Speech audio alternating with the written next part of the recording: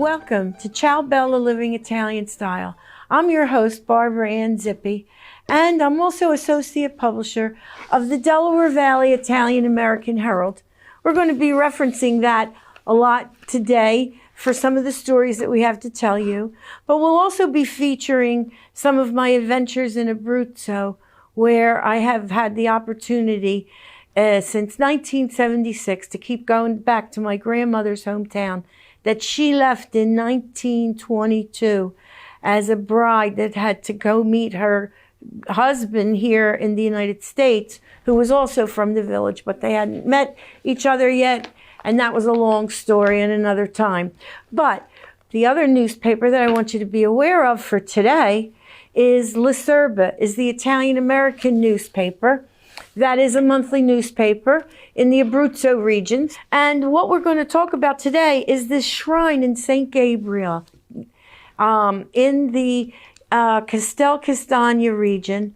There's a shrine to Sant Gabriel, and he's the patron saint of Abruzzo. And this is the bell tower outside the church. We'll be going through some slides of the church. It's a shrine that's one of the top 10 shrines in Italy that's visited by millions every year, and with thanks for miracles. The bells here were a campaign that they fundraised to put these bells on the church, and they have a major contributor to that was Jackie Kennedy Onassis. So the town always refers to these as Jackie bells.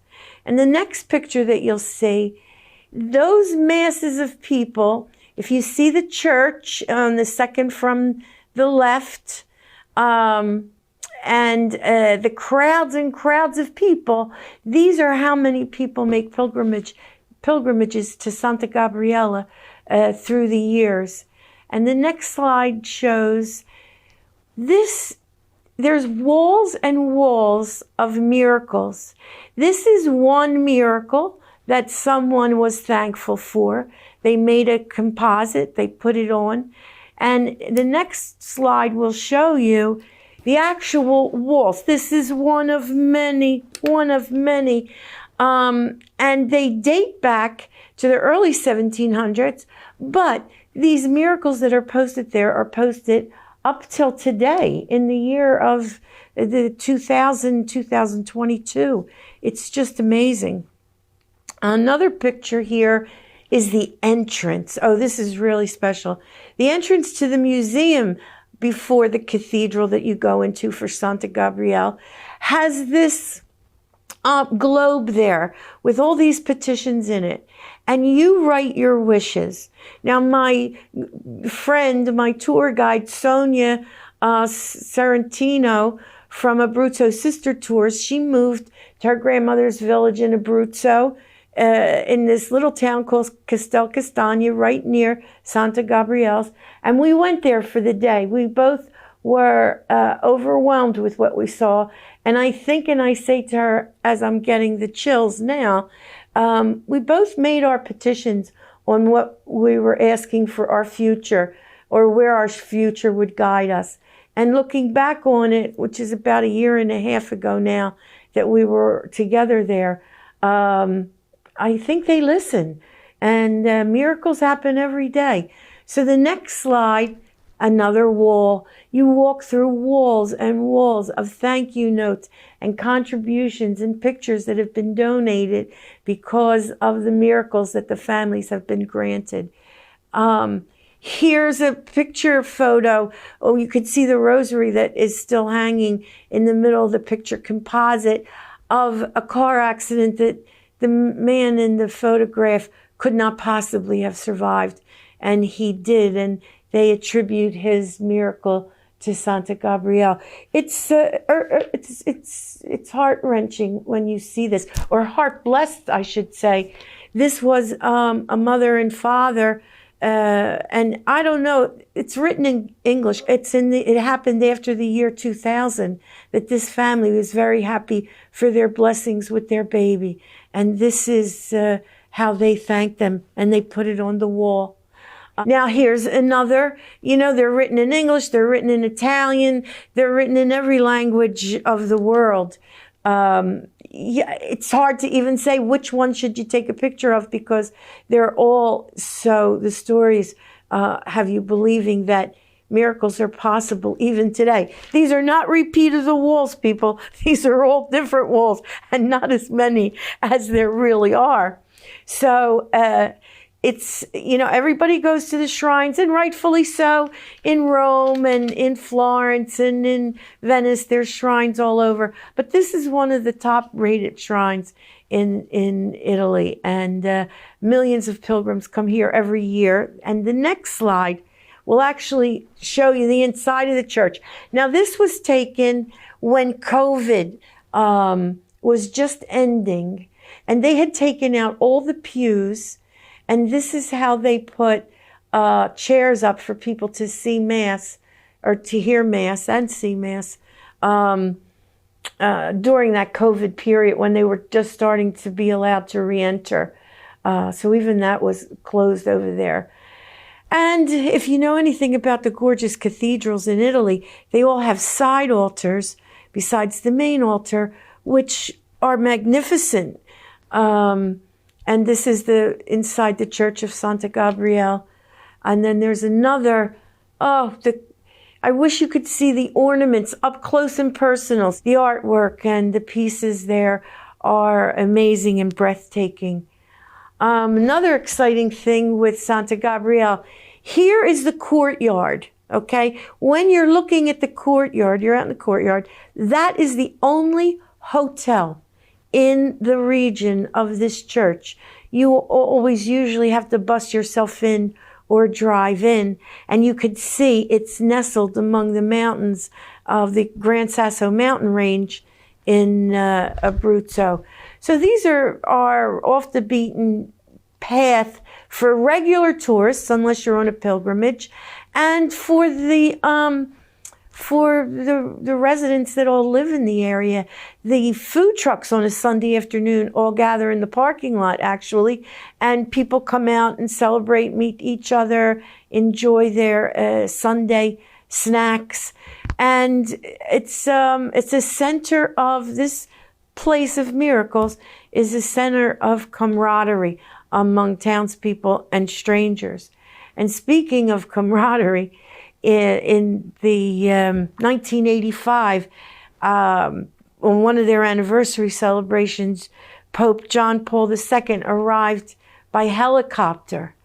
And this was famous. You could see, what you see is a blur there above the plant at the bottom of this picture, is a sea of people in the courtyard that were there to see. Because of course they put the altar outside for an occasion like this.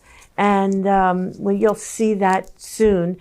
But this, as you can see, the Italian dignitaries in their red, white, and green, they always wear sashes in some form or another. And they're walking with John Paul II. And then here he is on the altar that they made. And the crowd in the back that might look like just washed out white are all seas of people. It's just amazing to be on the grounds where these people have walked. And I have to say, this is my friend Sonia, Abruzzo Sister Tours. And after our excursion to St. Gabriel's, it was just beautiful. And I can't thank her enough for taking me there. She used to be taken there by her parents, by her father, whose mother and father lived in the village. And Sonia's living in her grandmother's house, family home at the top of the mountain near St. Gabriel, called Castel Castagna. I'll be bringing you pictures of a visit to that town, because that town basically maybe has 50 residents up on the top of the mountain. And they're the ones that said to me all these years later, or a year later, when I was visiting them, visiting Sonia in the town, and met the townspeople in the only place to have lunch in the town. They were all saying, oh, you take her to go see Jackie's Bells. Take her to go see Jackie's Bells. And as I said, those were the famous Jackie Kennedy bells that were donated to the churchyard. And then my aunt, who I was staying with in Loreto Abruzzo, she said to me, oh, you have to go see the shrine of the patron saint of Abruzzo, Santa Gabriel. And I really had never known much about him. But after you watch those fascinating pictures, you'll want to know about him too. If you ever travel to Italy and you're anywhere near there, you'll be just so surprised and at peace. I didn't have pictures of the actual shrines of the body of Santa Gabriel to show you in this roundup, but it's enough to whet your appetite. So that's my excursion into the shrine of Santa Gabriel, and I wish you peace if you get to make your way there on one of your journeys to Italy. But now, for some Italian-American news in the United States, we have some good news in South Philadelphia, thanks to Christine Flowers. And many of you may know the name Christine Flowers from The Inquirer. She was a columnist for The Inquirer. She's also on Channel 6 Sunday morning news programs. But she's a commentator in the Italian-American Herald. And she did a story on Rizzo's statue, which we'll put the link on that you can read. Does anyone feel like their culture is under fire? Because as we all know, in the last couple of years, it's been crazy in Philadelphia. We lost the Rizzo statue. Even though Kate Smith isn't Italian, of course, her God Bless America is near and dear to all of us. We lost her statue. And then we had the Christopher Columbus statues that were being jeopardized not only in Philadelphia, really all across the country. But Christine did a great feature article when the box came off of the statue. Statue returns a victory for all who cherish their heritage, including Italian Americans.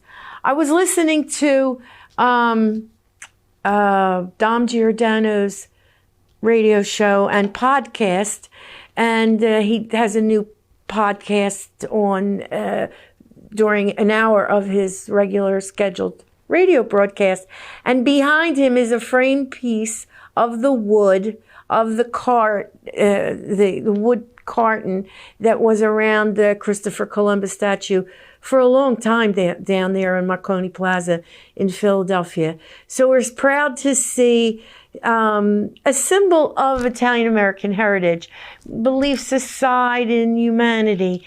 It's a very important day and holiday to the Italian-Americans. So we're really glad to see that back. And then in fun news, many of you in the city of Philadelphia region know the name John DeBella. He has been on the air for over 40 years in the radio airwaves in the Philadelphia marketplace. And he writes about his Italian-American immigrant roots in his family. And his father and his father's brother are identical twins, which I know that we'll be showing you some close-up pictures of. And it's an amazing story he has, because his family started in the New York area, and then John DeBella made his way down to Philadelphia. Then talk about wines. You can't talk about Italians, of course, without talking about wine. Whether you make homemade wine or you have a particular region in Italy that you are favored to, the wines from the different regions all have their wonderful tastes, their unique tastes. It depends on the soil and the climate and so many things. Well, here in the Delaware Valley area, usually within the signal that you hear from Radnor Studios, but on YouTube, if you're ever visiting the New Jersey state, if people listen to this on YouTube, there are the portion of New Jersey, I would say from Cherry Hill all the way down to the Cape May region, over the past 10 years, the wine trails and wineries that have established themselves are many. So the Jersey Shore, Atlantic City, Ocean City, Ciao City, Cape May, people listening to this broadcast all over make their way down to the Jersey Shore, especially over the summer, although many of these wineries are open all year long. And to get a list of those wineries, they're available online. Again, we'll give you the link.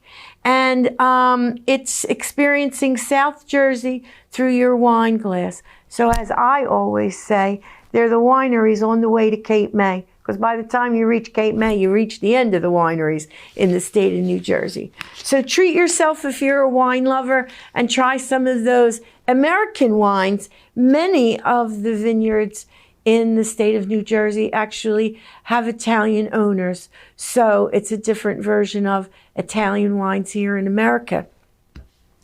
I also get a lot of questions from time to time on people asking about what Italian societies and organizations they can find in their area. And there are a lot of them. They could be associated with the Sons and Daughters of Italy. They could be associated with the National Italian American Foundation out of Washington. Many people, though, are looking for their local ones where they could attend local meetings. And we have them all over the region, one of which is Norristown. Norristown in Pennsylvania has a very big, active Italian-American community of individuals and societies. We have the Valley Forge Lodge, 1776, Sons and Daughters of Italy. We have the Americans of Italian Heritage Council. You have the MSS Lodge and the Regional Association of Campania Lodge. Now that's just for the small little section of Norristown, and there's a few others of them. But what you want to start to do is try to Google and see who's having Italian American events coming up in your section where you live. See if you can find those societies. Check them out. See what their programs are. Attend the meeting. It's a lot of fun. You'll learn a lot about your Italian roots and Italian heritage. And last but not least, one of the achievers that we focus on from time to time here on Ciao Bella are different Italian Americans in business. And the Palma brothers, Joe and John De Palma, have a shop in Audubon, New Jersey. And these guys are Italian as you can get. I love them both. And they specialize in handling Rolls-Royce and Bentleys and high-end cars that they service right here in the New Jersey area. So they keep a little of Italian. They get very active in Italian-American culture. They are great to talk to, share their stories, and certainly their stories are endless about specialty cars like Rolls-Royces and Bentleys. Now, we could keep going on with news, but we're going to get a little bit to this little town called Loreto Abruzzo, which is where I'm from. And this is a view from the balcony of where I was staying. And it looks into the hillside of the new part of Abruzzo, of Loreto Abruzzo, where the people are building newer homes. This is the town of these ceramics that I have featured on the desk here with me today. Piatelli is an artist in the town of Loreto Abruzzo.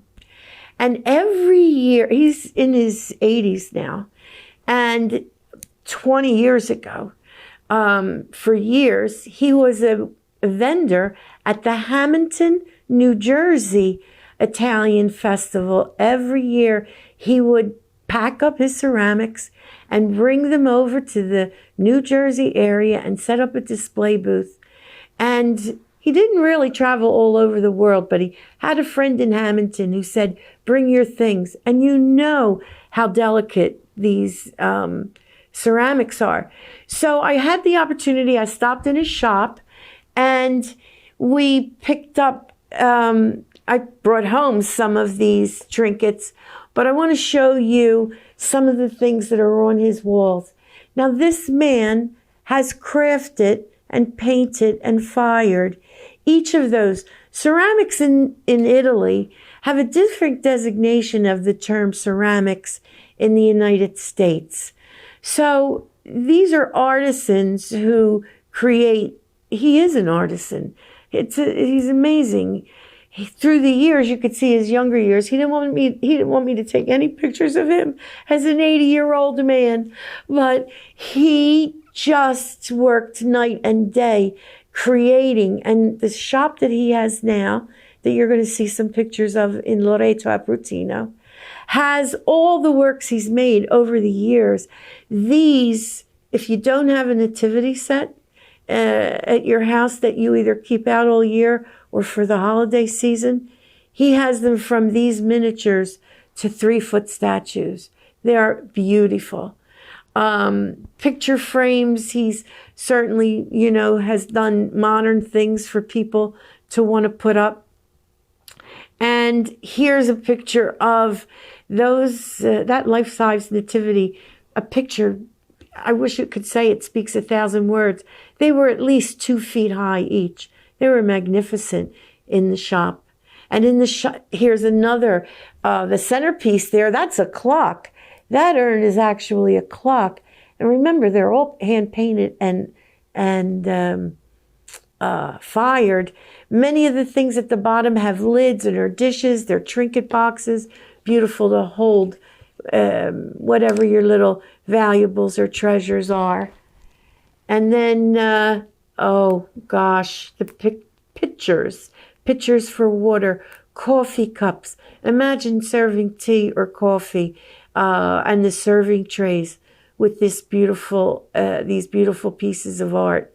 And then you have, now these, on the table here, I have the whistles, but these are whistles. The things that you're seeing, those people, there's a little whistle on the side of that picture. If we go back to that, and every one of them has a squeaky sound. Go to the next picture. And there's the vases and those rooster vases. I still have one from when I got it in the 70s that I use for orange juice. But pictures galore. What other ceramics do we have there? We're coming to the end. So his name is Piatelli. Every one of their pieces are always signed. You can't see them now on the desk here, but oh yeah, there we go. Here, his pieces are always signed, Piatelli. And I think is at the end of our pictures of the ceramics town. So what we have is a wonderful array of artisans in these villages that are off the beaten track in Abruzzo. Many of you, and rightfully so, have to go see Rome and Florence and Venice and all the magnificent places in Pompeii and Capri and Naples. But if your travels ever take you to the southern regions, that's where many Italian Americans came at the turn of the century because they were the labor force. They came here as the bricklayers and the stonemasons. Certainly, my grandfather was a bricklayer and a stonemason when he came here. My other grandfather worked the coal mines in West Virginia when he came because no one else wanted to do those jobs. So, at the beginning of the 1900s, the Italian Americans were a labor force, and many of them left their wives in Italy. They were called white widows, and they would send money home and eventually either bring their family and their bride here to the United States, or go back and after they made their money, go back and settle in Italy. So the story of Italian Americans are very diversified. My love is the fact that I can bring you Adventures of Abruzzo, which you don't normally get to see, and that if you can ever go there, it'll entice you to do a few side excursions in that region, and always some uplifting news about Italian Americans here in the United States. With that, I'm going to say to you the wishes of a patron saint of mine, which I'm sure many of you share, and that's in Padre Pio. And he says, pray, hope, and don't worry. And I think today, after you saw St. Gabriel's shrine, you know that miracles still happen every day. Sometimes we don't even realize they're miracles. So when you have the opportunity, think of greeting somebody and say, ciao, as your hello and goodbye greeting. So until next time, ciao Bella.